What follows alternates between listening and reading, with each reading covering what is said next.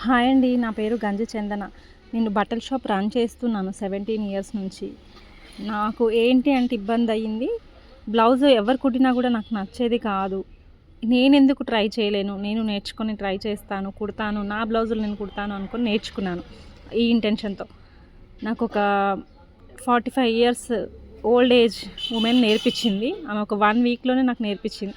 దాన్ని నేను ఇన్స్పిరేషన్‌గా తీసుకొని నేను బ్లౌజ్ కుట్టడం అనేది పర్ఫెక్ట్‌గా నేర్చుకొని ఇప్పుడు వేరే వాళ్ళ బ్లౌజులు కూడా చక్కగా వాళ్ళకు నప్పేట్టు కుట్టడం అనేది నేను చేస్తూ ఉంటాను. షాప్‌లో ఎప్పుడు కస్టమర్స్ అనేది ఎవ్రీ మూమెంట్‌లో ఉండరు కదా! ఖాళీ టైంలో నేను టైంని వేస్ట్ చేయకుండా ఈ బ్లౌజెస్ అనేది స్టిచ్ చేస్తూ ఉంటాను.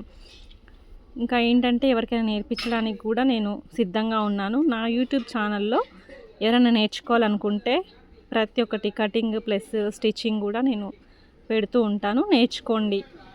మనం ఖాళీగా ఉండకుండా ఉండాలి. ఉమెన్స్ అంటేనే మనం ఏదైనా సాధిస్తాం. భూదేవికున్నంత ఓపిక ఉంటుంది మనకి కనుక మీరు అనుకుంటే సాధిస్తారు ఏదైనా కూడా. అందుకోసం మీరు నేర్చుకొని ఏ పనినైనా చేస్తూ ఉండండి. ప్రతి ఒక్క ఉమెన్ ఒక ఎంటర్‌ప్రెన్యూర్‌గా ఎదగాలి. ఎవరిపైన ఆధారపడకూడదు. ఇండిపెండెంట్‌గా ఉన్నప్పుడే మనల్ని మనం రక్షించుకోగలం.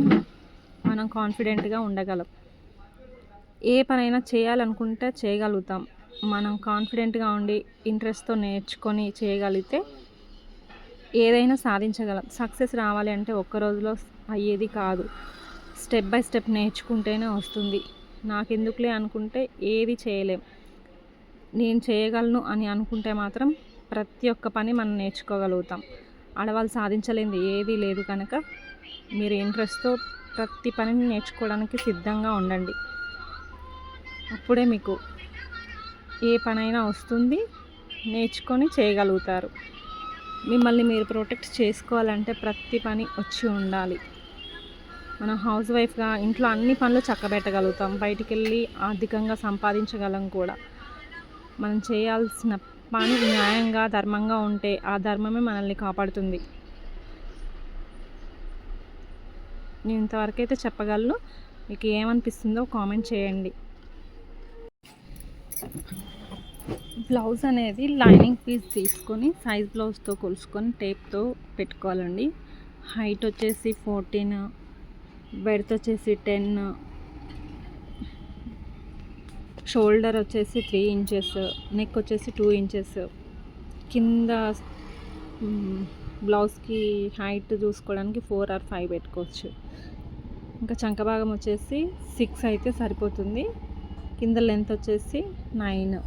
ఇలా బ్లౌజ్ సైజ్ బ్లౌజ్ని పెట్టుకొని కట్ చేసుకోవడానికి బాగుంటుంది.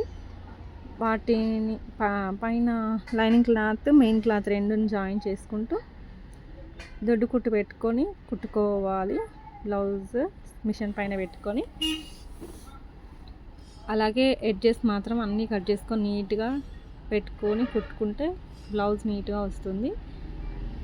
ఏదైనా మీరు చేయాలి అని అనుకుంటే మాత్రం పర్ఫెక్ట్గా మైండ్ సెట్తో పెట్టుకొని చేయండి. ఎందుకంటే మన మైండ్ ఎక్కడో పెట్టి కుట్టామనుకోండి, గిరాకీ బ్లౌజెస్ పాడైపోతే మళ్ళీ మనమే పెట్టి కుట్టాల్సి వస్తుంది.